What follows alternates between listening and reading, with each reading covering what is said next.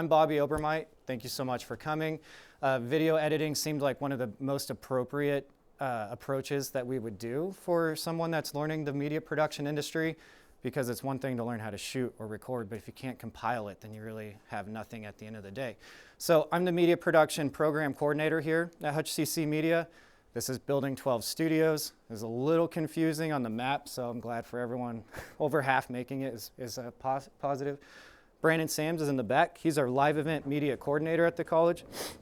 He also teaches post-production too, media law, live events, so runs a couple of different classes.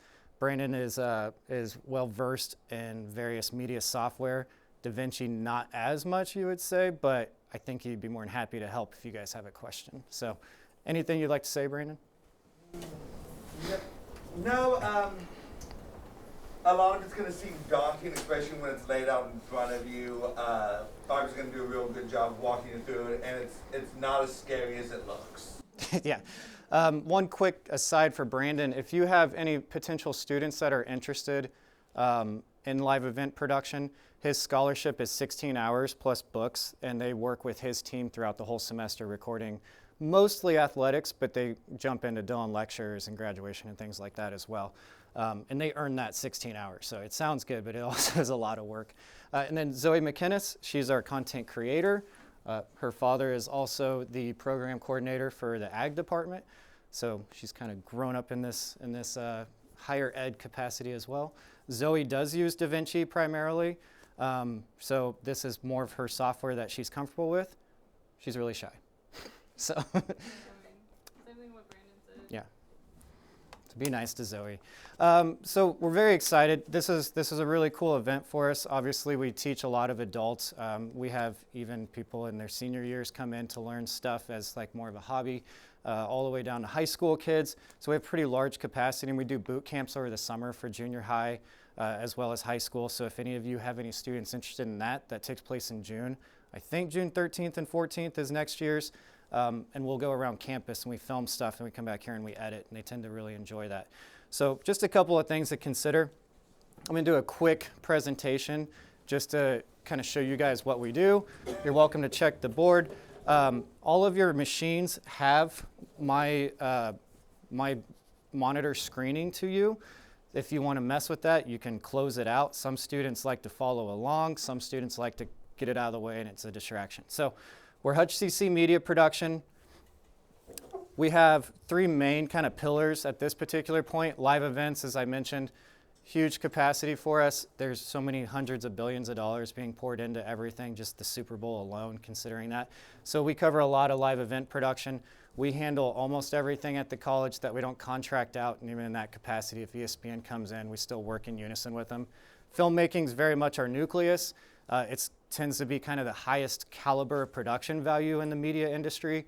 So if you understand film components from cinematography, writing, down to editing, then it really transfers well if you jump into the broadcast industry or marketing department. In podcasting, it's just blown up over the years. It's exciting. It doesn't take much to do. You can do it from your cell phone, from a laptop. Many of the students come in with podcasting experience that have gained confidence as storytellers without having to dive into some crazy expensive industry. So we have a new podcast room we're setting up, and we're looking at a second. We have three different types of pathways. The AAS, Associate Applied Science. This is to get you job ready. Roughly 80% of our students are currently in this field of the Associate Applied Science. They like the idea of going straight into the industry. I'm seeing a lot less bachelor's focused students than I've ever seen, and the trend keeps notching up towards less students looking at a bachelor's and more trying to jump into the industry.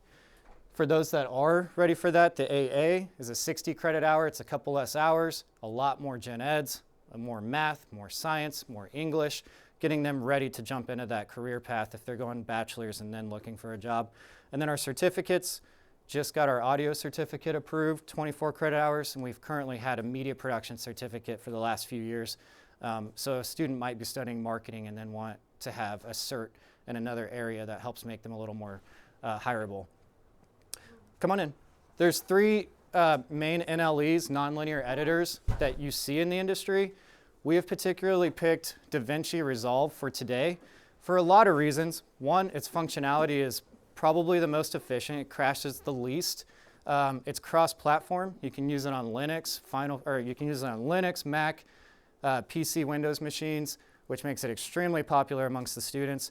As you can see, half our lab is Mac, half our lab is Dell currently, and it by far has the best free version.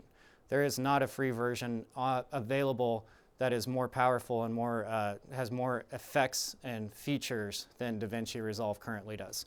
It started off as a coloring software in the 90s, costing roughly $250,000. So it was pretty much how Hollywood films were colored for a few decades. And then about 10 years ago, they started adding features for nonlinear editing. Adobe Premiere Pro is kind of the industry standard right now, amongst another software that we won't dive into. Most people are using this partly because it dynamically links through Photoshop and After Effects and these other really powerful apps that help you create really high production value. It's highly prone to crash. My company spends around $350 a year on it. The paid version of DaVinci is $300 one time, and Premiere Pro costs that yearly. So you have to consider what the trade-offs are there, especially because I had a class not long ago, there were 7 in, 4 of them crashed at the same time. We haven't had DaVinci crash 4 times since we implemented it in the program 5 years ago. So it is not nearly as efficient in that capacity.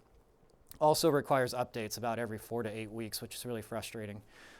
Final Cut Pro, probably one that you guys have seen or heard more. That interface is kind of a graduate up from iMovie, so a lot of you see that.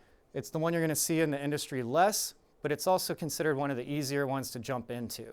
It has a lot less features, and it really kind of guides you through the edit. Doesn't give you a lot of options, and it's not that a really talented editor can't do some amazing work in Final Cut Pro, but you got to really know workarounds, and you got to really manipulate the system to get it to do what DaVinci and Premiere have as kind of a standard. Just looking at the past, present, and future, Eisenstein, Soviet-era film director, cutting physically with scissors. I think it's really important to look at this and consider what it was to be able to edit, what kind of an industry it used to be to jump into, and how little the access was and the learning curve and just the ability to tell stories and be creative. I think it's important that our students appreciate that because even when I jumped in the industry 2 decades ago, just adding in transitions and things like that could take hours of time. So what's happened over the last couple decades in the accessibility is really, really important. Now grade school students can sit and edit on an iPad in class and tell stories and be creative and do projects and work in teams the way it just wasn't possible before. The other big thing about the present that's really important is storage is really accessible. You can have hard drives, SSDs, you can work from these things for tens of dollars, what used to cost thousands. Cloud systems, if anybody's interested in getting this media to work with in their classrooms, I have it on Google Drive available. All you have to do is add your email and you can download all of it. All of this stuff is so much more accessible and the ease of use is so much better than it's ever been. So it's very exciting for us in this industry that our students can come in with a laptop that they bought and go home and edit with footage. And it just wasn't something that was doable when I started, and even really not that accessible when I started here at the college. We see a lot less lab time being used than ever before. In the future, AI, people are really scared of AI in a lot of ways. The college talks about it a lot in a lot of our meetings. How are we using AI? What are we allowing? What are we not allowing? But we really embrace AI in the media industry. It's very important. Just like the calculator being introduced in the 70s, everyone thought we were just going to fall off a cliff, not know how to add anymore. And we see where it's actually improved math skills and improved the availability of that. AI is no different than what we do in media production. So everything from face recognition, translating from English to Spanish. We use it for transcribing dialogue from interviews. We use it to clean up audio, all sorts of things that not only makes our projects higher production value, but speeds up the process too. So it's really important. And it's also very important that we understand that these are tools, they need to be utilized correctly. AI doesn't just solve all the problems. And so we're looking at implementing eventually an AI in media class, but that's a ways away. So very last slide, just the job outlook. What are my students looking at? Why do they come here? My students are not trust fund kids that are just bored and want to tell stories. they are looking for jobs. They really want to get out in the industry. They need a skill set, and they need to know that there is a job for them. So we're looking at a 24 to 29% job growth. That's even higher for video editing and camera operation, a little lower at the 24 number for directors, producers, that high-end project manager role. And these are based off the Bureau of Labor Statistics. These are national averages, not necessarily Kansas, but they're expecting roughly 115,000 openings per year to continue as people retire out and more projects become presented. More and more jobs are opening up. And then the average annual wage is significantly higher than the average annual wage amongst just general careers. So we're looking at roughly $66,000 in 2022 for people in our media industry versus all occupations at $46,000. Camera operators and editors earning somewhere around $57,000 per year on average. So any questions about all that rambling? This is available on your All Hands on Deck video editing. It's something that you guys can download and look at, as well as my lesson plans for today. So if you are interested, they're available as well. Some things I skipped over, some things I didn't hit as well. If you're interested in that, that's something that you can check out. Everyone's teachers, so I know you might like that. My students don't look at them as much.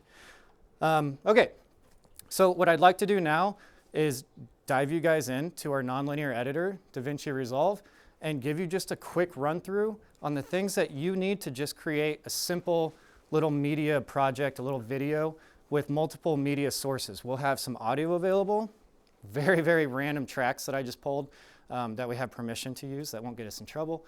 Then we have a Weber commercial that a friend of mine shot a few years back. Real beautiful footage of just what they used in this like 2015 commercial. That's the footage that we'll go through. And then we have a media production motion graphic. That'll be the third option. And those are on everyone's computer as All Hands on Deck. If you click on that, and you're more than welcome, if you're not at a computer, you can double up, look over someone's shoulder. You can follow along up here. Feel free to do whatever you're more comfortable with. And like I said, if you would like to access this media, just let me know. And we have some space up here if anybody wants to double up or if you want to spread around. So the first thing, we just have a few files. I probably put a little more of the footage in than we needed for today. This is what we used for one of our earlier assignments in our post-production classes. Now for your screens, you already have DaVinci Resolve pulled up. Let me get mine restarted so you see it the way I do. Just running through with our team what we want to do today. The first thing you're going to see is this as it loads, and that's your project window. Takes just a second. Let's say all of them take a bit to load. So when I'm looking at this opening screen, some of you are seeing just one blank file. Some of you are seeing dozens, depending on what that particular student. Some of them highly prefer DaVinci Resolve. It's about a 50-50 with Premiere right now. What we're going to do is we're going to start a new project. This is probably the easiest software to start a new project in. All you do is click New Project, give it a title, call All Hands. All Hands on Deck. And your bottom right. Yep. It's as simple as just click New Project. And it's a bit intimidating, as Brandon said. There's so many things in here that you just don't need, and you don't have to do the update. You can skip that for now. We'll worry about it. There's always some random update available, it seems like. So the first thing that I like to point out to my students, the thing that DaVinci does so well is it helps give you a linear fashion in how you go about the editing process. So on the bottom, we have these tabs. There's 7 of them. And of these 7, it really helps you run from where you begin, from just importing all the way through delivery and exporting. I'm going to simplify this for you significantly. We're only going to use 3 of them today, so you can not worry about 4 of them right off the bat. So we're going to skip ahead to the third one. It's called Edit. And it might look a little different for everybody depending on what tabs are open. Let me show you, if you're watching mine, how I kind of approach this. The first one we need is, we don't need effects yet, we just need the media pool. The media pool simplifies that for us. Also, if you look in the top right, you see my ridiculously large cursor up here. Some of yours might have two bays, two different viewers. I like to simplify that and just have the single one for now. And that way we're not worried about having too much on the screen. So the very first thing we got to do, we've created our project, but we don't have any media ingested into it yet. The easiest way to do this, because what I've provided for you is already organized. The audio is in a folder, the graphic is in a folder, and the footage is in a folder. So the one way you don't want to do this is to just drag it into the first pool of master right here, because look at what happens. Change. Everything loses its organization and just falls in.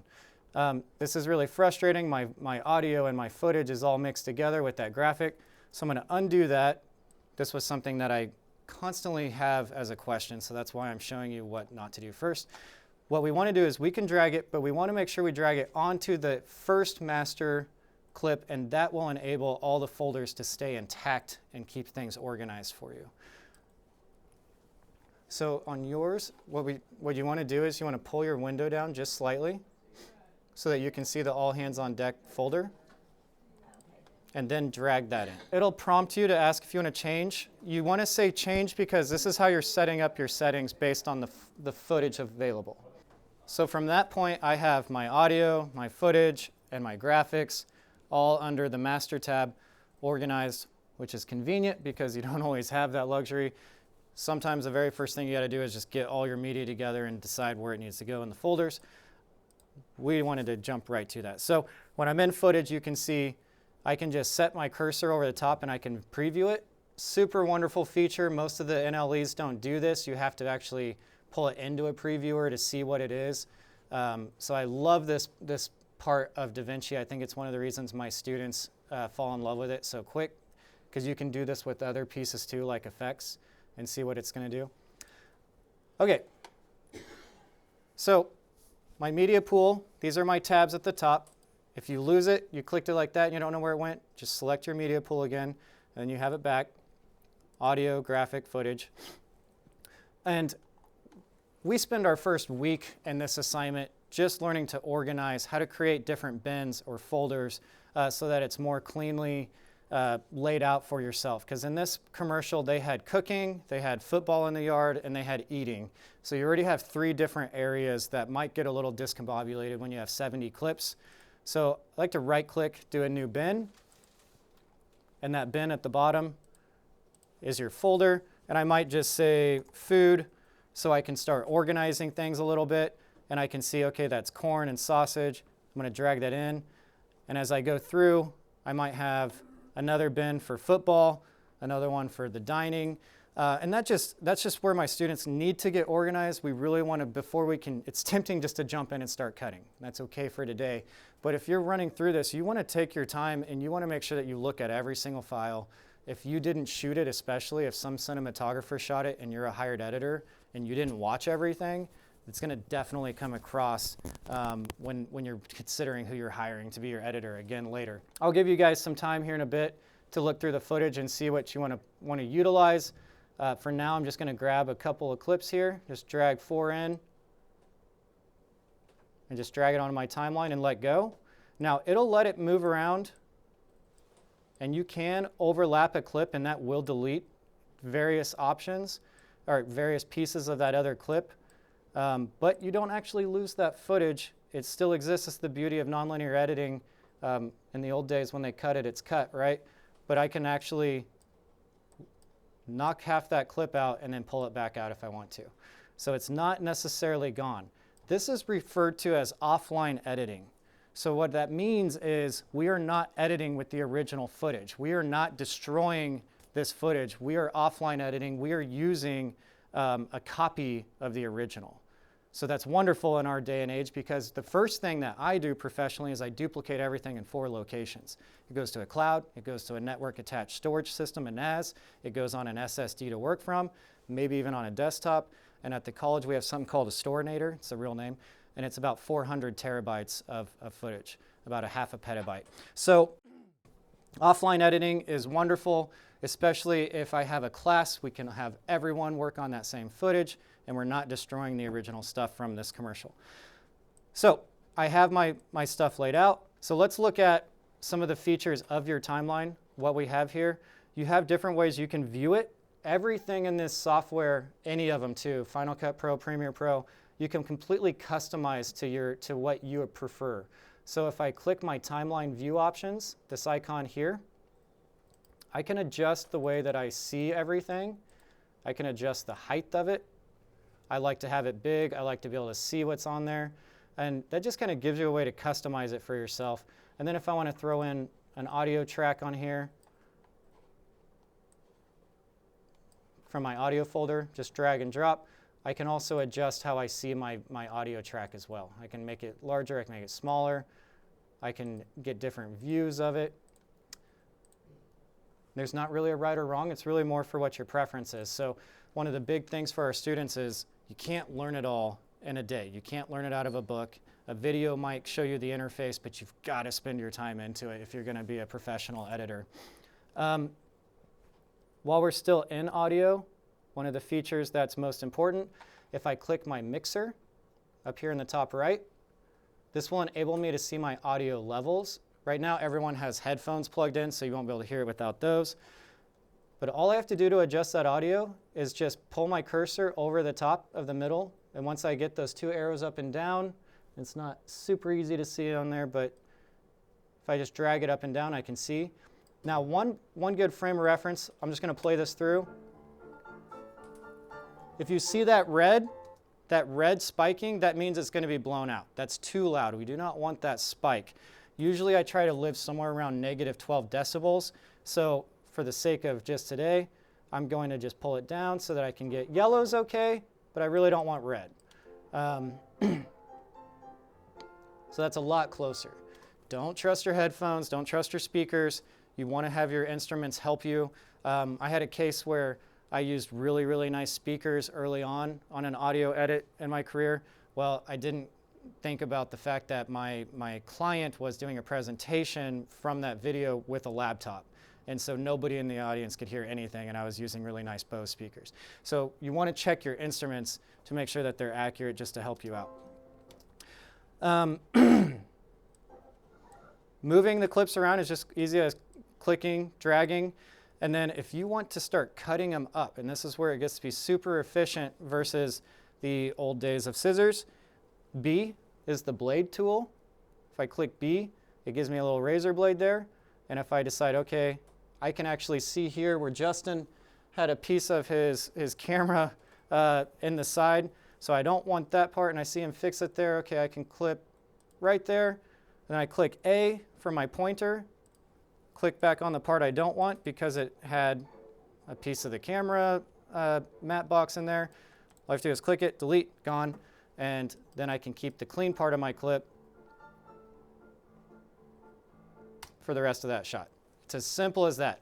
Now, the most used shortcut key by far that everyone needs to know, if you're on a PC, it's going to be Control-Z. If you're on a Mac, it's going to be Command-Z.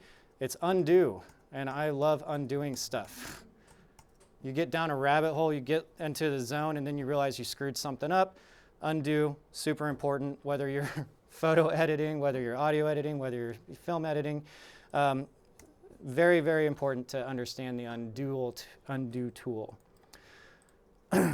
Okay, something else that I really like about just getting my head straight and getting organized, say I have a lot of clips on here, and I want to get them, I want to just zoom in on one particular space so I can really get into that edit and make sure my cuts are really fine, is I can click, I have a couple options here.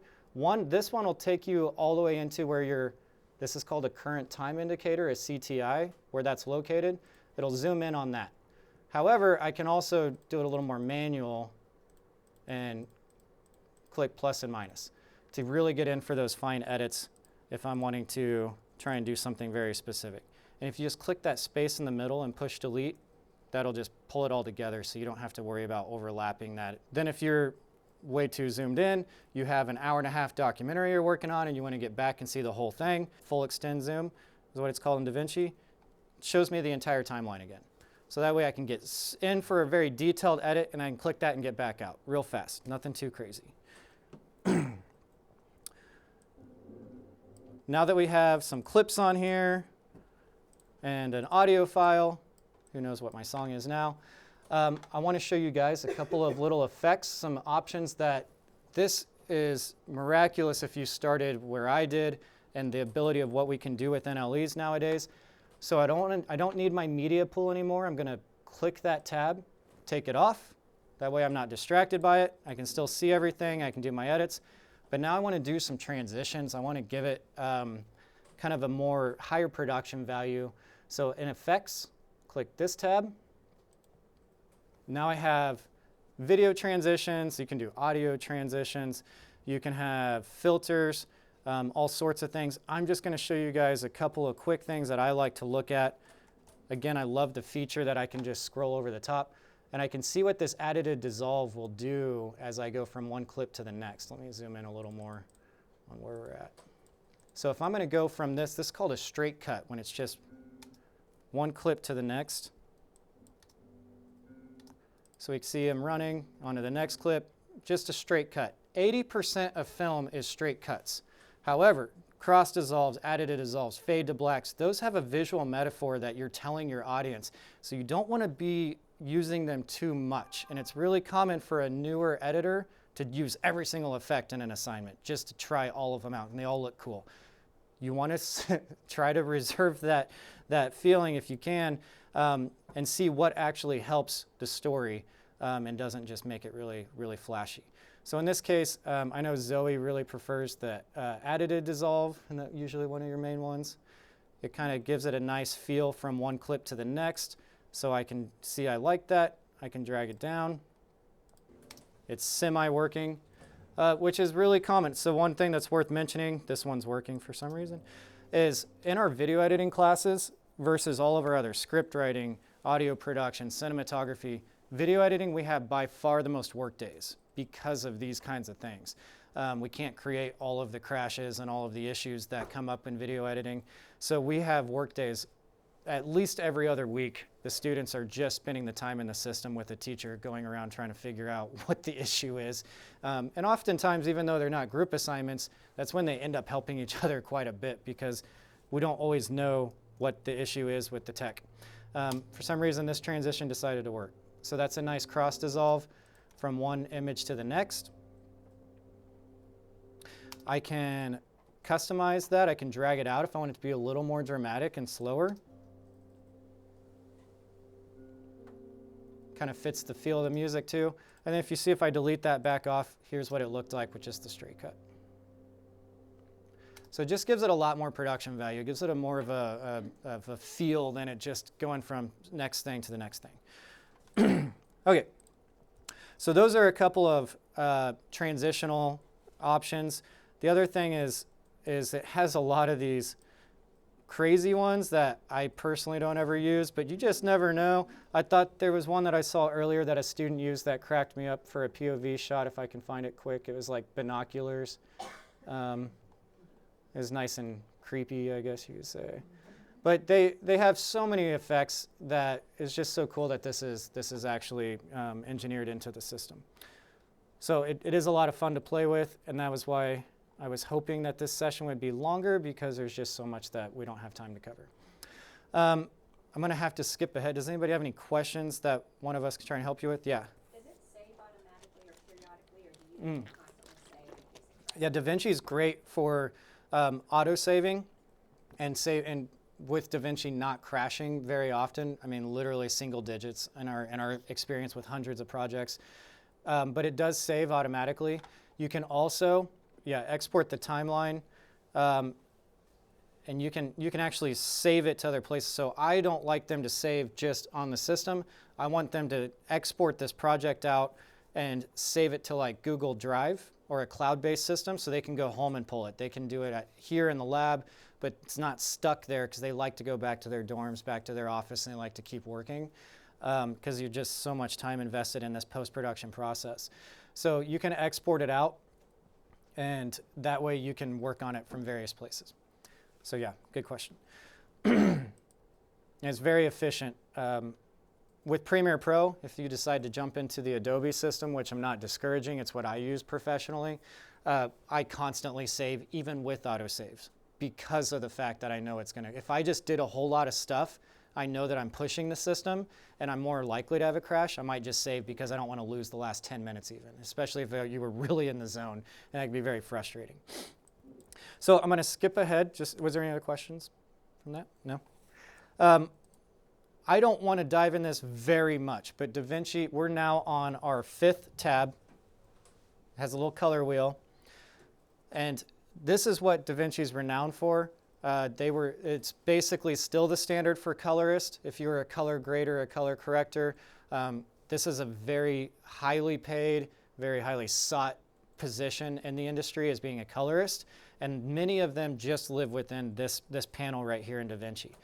I'm just going to show you a couple of quick things off of our color wheel. So you have all these options plus many, many more, many things that I don't even understand very well yet. I was going to get certified in it, and then COVID hit, so that got canceled. But what I do know from my own experience and training is I like to keep it really simple. So if we're looking at our color wheels, you have all these different options. Many of them do some of the same stuff. I just want to be on the 3rd one. I have my lift, my gamma, my gain. That is just my lows, my mids, my highs, and then my offset is everything. So if it's a little bright, I can pull my wheel to the left. You just click it and drag. I can darken it. I can pull my wheel to the right. I can brighten it. I can undo as well if I didn't like where I was going with it. I can add a little contrast, give it some depth. I can flatten it out. All these options are just really, really something that you can key in on that you just can't do in other software to this capacity. Maybe I don't want it to be so warm tone. Ironically, my students have this assignment usually during Halloween, and it ends up being like kids eating people or people eating kids. They just somehow combine that footage. They like to make movie trailers. So if I wanted to have more of a sinister feel, I might go with the blues, darken it down. And that's what we refer to as color grading, because you're actually changing the feel of the story and the tonality. And then the next assignment after this is called the twisted trailer, where you take Lord of the Rings and turn it into a comedy and so on and so forth. And that's where color is extremely vital in that mood and that tone that you're sending to your audience. So very fun to dabble in. It can get a little stressful as you start to realize there's so many features that literally the training I was going to do was 3 full days just in this menu. And I don't know that I would have been a master of it even after 24 hours of that. So the color option is really great. I love dabbling in here. I get lost in here. So when you have more time, it's worth figuring out, worth playing in. There are other features. This one will do effects. I'm not going to dive into that today. This one will do audio. You can do, students do entire podcasts in here without any visual and clean up and cut and chop and add denoisers and so on in the audio effects. Very, very intuitive. For the sake of time, I'm going to jump you for the last 5 minutes into our export settings. Doing all of this stuff doesn't mean anything if you can't send it out correctly. So again, kind of an intimidating window. I'm going to simplify it. We're going to start in the top left. So you can do custom and you can change it to fit exactly where you want it to go and make it whatever size, whatever frame rate, whatever codec that you need. I usually have my students stick to the second one. H.264 will create a nice clean MOV or MP4. MP4s are my preferred codec because it's just so easy to read. It compresses really nicely. Anything going on the internet, an MP4 is efficient. If you're going to show in a theater, then you need a DCP file and other stuff that goes on to other things that you don't need to worry about today. One of the great things about DaVinci is they understand that there's a lot of platforms that you can send media to. So you can go straight to TikTok, straight to Twitter, straight to Vimeo, straight to YouTube if you like. Many of my students like the YouTube settings by default and just choose not to send it straight to the platform.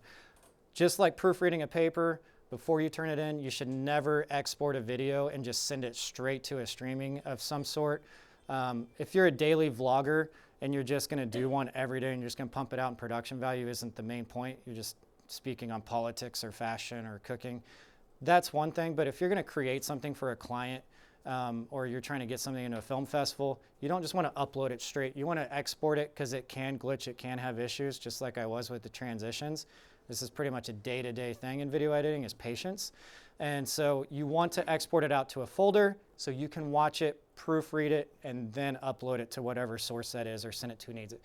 So the export settings for YouTube 1080p work great, but I'm just going to go with the H.264 for now. Most important things here, make sure it's titled correctly. So I just know all hands on deck. Location, number one mistake made at this point is not sending it to a place that you can identify. They just send it right out and they're just so excited to be done. They've been doing it for 20 hours. Go to browse and tell it to go to the right spot. You want it to go to the right location. So I'm gonna go to my desktop, go to my all hands on deck folder. I'm going to create a new folder, call them our exports, create, make sure you select in that window and save. Now I'm not going to adjust any of this. You can do a lot of different things here, like I said, but it's not necessary. The default is fine, so that can help you, especially if you're working with younger kids.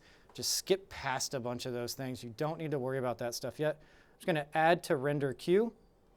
I see it up here in the top right, and I can light up multiple. I can have different clips here. I might have different versions. I might have one with a different ending. I might have one with captions, so on and so forth. My work for the college all has to be ADA compliant, but we might do one without captions just for our internal. Render all, and you'll find that it is very, very fast, much quicker than Premiere Pro's export settings. Rivals with Final Cut Pro, but Final Cut Pro is only working, it is single platform to Mac. So the software does talk really well with the hardware, but you can't use it on anything else. Can't use it on a Windows or a Linux machine without a workaround that tends to make it not work as efficiently. So if you're looking for the faster render times, DaVinci is quicker on the average. And we like to do races sometimes versus the PCs and the Apples and C, but ultimately the software really kind of runs that with this particular scenario. So if I minimize my software out, go to my all hands on deck, go to exports, and there it is. And I have my video, my sinister horror scene, and that's it. And then from there, you can decide how you want to utilize your deliverable. This automatically goes into Google Drive for me. Then it goes to, like I said, our Storinator if I'm doing it at work. If I'm doing it for my company, it goes to my NAS system. And then I like to send a copy to, say, the supervisor, say whoever department we might have done it for. Just kind of depends. Zoe and I record most of my lectures. So after she's done, it goes into a folder. Then I put it up on YouTube. It just kind of depends who your client is, who your audience is, where you're trying to reach them.